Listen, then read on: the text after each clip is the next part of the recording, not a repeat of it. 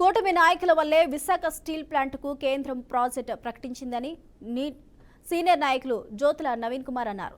Visakha steel plant పునర్జీవింపజేయడానికి NDA ప్రభుత్వం అన్ని విధాలుగా సహకారం అందిస్తుందని కొనియాడారు.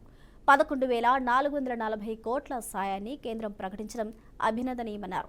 అలాగే 75 సంవత్సరాల వయసులో కూడా సీఎం చంద్రబాబు రాష్ట్ర అభివృద్ధి కోసం అహర్నిశలు పనిచేస్తున్నారని చెప్పారు.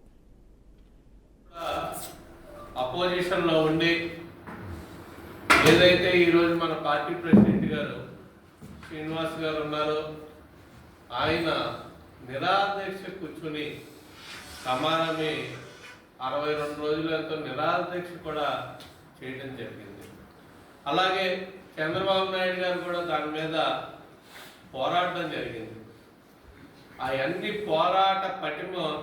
పోరాట ఫలితాలే ఈరోజు మనకు మళ్ళీ దాని ప్రైవేటీకరణ మాట పక్కన పెట్టి దానికి 11,440 కోట్ల రూపాయలు ఆర్థిక సహాయాన్ని కేంద్రం అందించింది అంటే దాని కృషి చంద్రబాబు నాయుడు గారని చెప్పక తప్పదు. నిరంతరం కూడా ఈరోజు ప్రభుత్వం ఏర్పడి 4 నెలలు నుంచి 6 నెలలు అయింది.